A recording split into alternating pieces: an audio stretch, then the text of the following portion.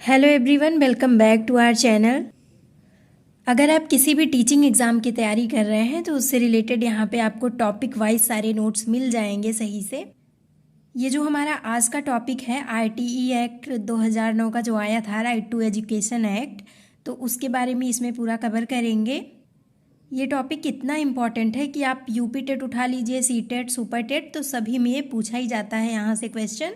और अगर अभी तक आपने इस चैनल को सब्सक्राइब नहीं किया है तो चैनल को सब्सक्राइब कर लीजिए, ऐसे ही आपको नोट्स मिलेंगे सारे टॉपिक वाइज।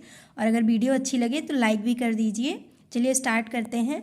आरटीई एक्ट 2009 ये 2009 में देखिए पारित हुआ था और लागू हुआ था 1 अप्रैल 2010 को, तो ये डेट भी याद रखेंगे। यहाँ पे फर्स्ट नंबर पे देखेंगे शिक्षा का अधिकार अधिनियम। तो आरटीई एक्ट के अंतर्गत 6 से 14 वर्ष की आयु के बच्चों को निःशुल्क और अनिवार्य शिक्षा प्रदान करने का प्रावधान किया गया है। मतलब इस आरटीई एक्ट के अंतर्गत ये आते हैं कि 6 से 14 वर्ष के जो भी बच्चे रहेंगे उनको निःशुल्क शिक्षा प्रदान की जाएगी। लागू कब हुआ था? तो शिक्षा का अधिकार का निर्माण वर्ष 2009 में किया गया तथा इसे 1 अप्रैल 2010 से संपूर्ण भारत में लागू किया गया। तो आप याद रखेंगे 2009 में आया था 4 अगस्त को, लेकिन ये लागू हुआ जाके 1 अप्रैल 2010 को। तो आप डेट याद रखेंगे कि लागू कब हुआ, पारित कब हुआ। और ये जम्मू कश्मीर में नहीं लागू था उस टाइम पे। यहाँ पे देखेंगे इस अधिनियम का इतिहास क्या था। तो दिसंबर 2002 अनुच्छेद 21A भाग 3 के माध्यम से 86वें संशोधन विधेयक में 6 से 14 साल के सभी बच्चों को मुफ्त और अनिवार्य शिक्षा के अधिकार को मौलिक अधिकार माना गया। तो इसका ये इतिहास रहा है, इसे ध्यान में रखेंगे। यह विधेयक क्यों महत्वपूर्ण है? तो यहाँ पे देखेंगे 3-4 पॉइंट हैं, इसे देखेंगे। इसमें निःशुल्क और अनिवार्य प्रारंभिक तथा माध्यमिक शिक्षा का कानूनी प्रावधान है। प्रत्येक इलाके में एक स्कूल का प्रावधान है। इसके अंतर्गत एक स्कूल निगरानी समिति के गठन प्रावधान है जो समुदाय के निर्वाचित प्रतिनिधियों के माध्यम स्कूल की कार्यप्रणाली की निगरानी करेगी। 6 से 14 वर्ष के आयु वर्ग के किसी भी बच्चे को नौकरी में नहीं रखना है। तो ये सारी चीज़ें इसमें लागू होती हैं, तो आप ये याद रखेंगे जिससे आपके जब क्वेश्चन आए तो उसमें ऑप्शन आपके क्लियर रहें सारे। नेक्स्ट पॉइंट देखेंगे तो 6 से 14 वर्ष के आयु वर्ग को चुनने का क्या उद्देश्य है, इसमें आरटीई एक्ट के अंतर्गत इसका उद्देश्य क्या है?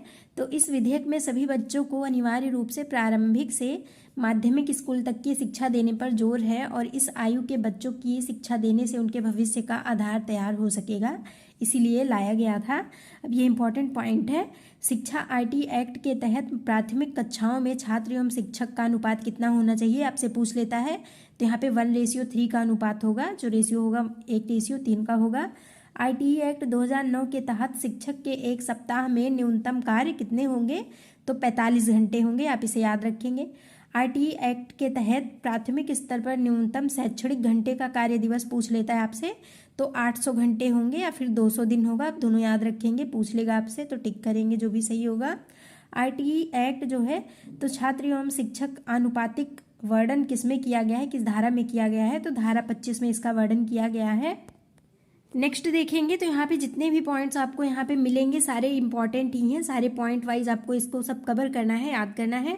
आरटीई 2009 के तहत प्राइवेट स्कूलों में कितने प्रतिशत सीटें निर्धन मतलब गरीब विद्यार्थियों के लिए आरक्षित हुई हैं? तो 25% है, ये धारा 12 के अंतर्गत आता है।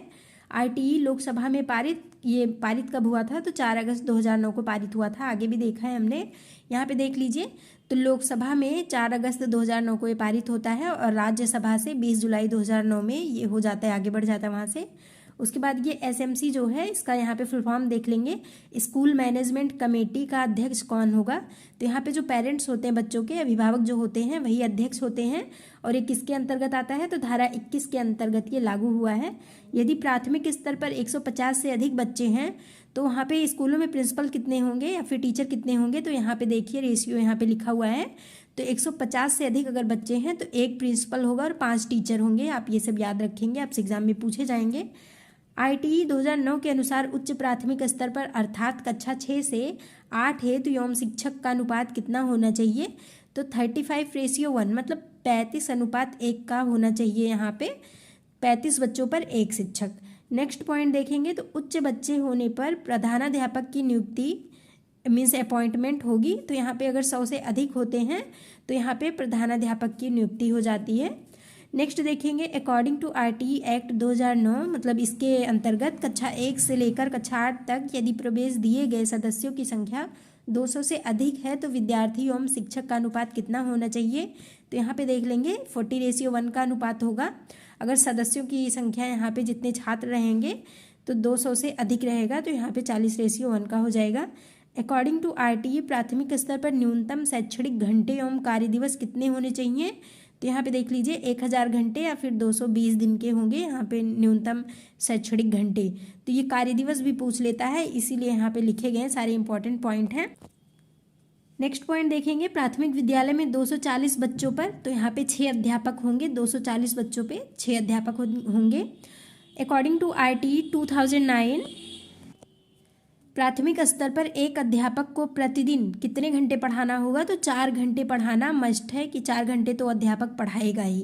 2009 का जो आरटीई एक्ट आया था, राइट टू एजुकेशन एक्ट, इसके अंतर्गत शिक्षक को 4 घंटे पढ़ाना होगा। यहाँ पे देख लेंगे तो ये पूछ लेता है आपसे कि धारा 13 के अंदर क्या आता है। तो प्रति व्यक्ति फीस लेने पर शुल्क का 10 गुना जुर्माना देना होगा आपसे, या फिर ऐसे ही दिया रहेगा तो आप धारा 13 याद रखेंगे, इसके अंदर में आता है। नेक्स्ट देखेंगे तो धारा 14 के अंतर्गत क्या आता है। जन्म प्रमाण पत्र ना होने की स्थिति में प्रवेश से इनकार नहीं किया जा सकता है, तो ये आपके 14 के अंतर्गत आएगा।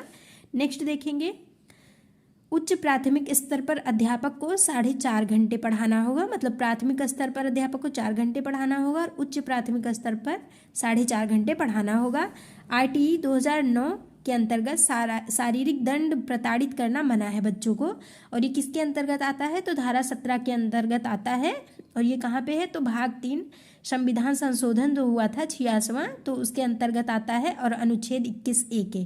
ठीक, तो आप इसे याद रखेंगे। आरटीई का ऑफिशियल नाम क्या है पूछ लेगा आपसे। तो निःशुल्क और अनिवार्य बाल शिक्षा का अधिकार अधिनियम 2009, तो ये इसका ऑफिशियल नाम है, तो आप इसका ऑफिशियल नेम भी याद रखेंगे। यहाँ पे इंग्लिश में देख लेंगे the right of children to free and compulsory education act 2009। Next point देखेंगे अकॉर्डिंग टू आरटीई कितने वर्ष के अंतर प्रत्येक वर्षावट के पास सरकारी स्कूल। तो यहाँ पे देखिए 3 वर्ष हो जाएगा आपका आंसर। और विद्यालय की दूरी कितनी होगी। जो कक्षा 1 से लेकर 5 तक के बच्चे होंगे तो 1 किलोमीटर के अंदर ही स्कूल होना चाहिए बच्चों का।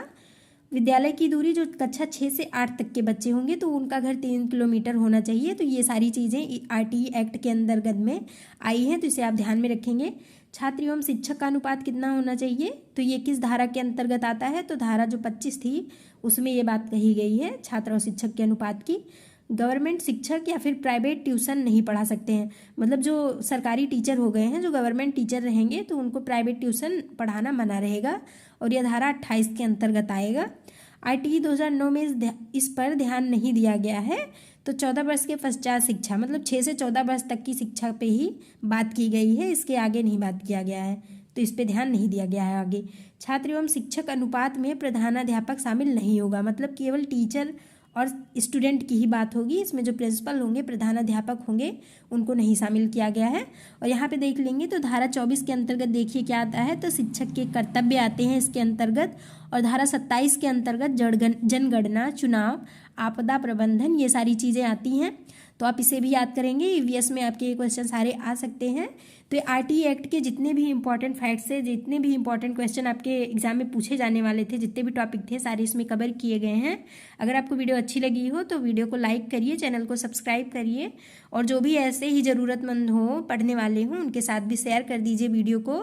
पढ़ते रहिए, मोटिवेटेड रहिए। Thank you so much.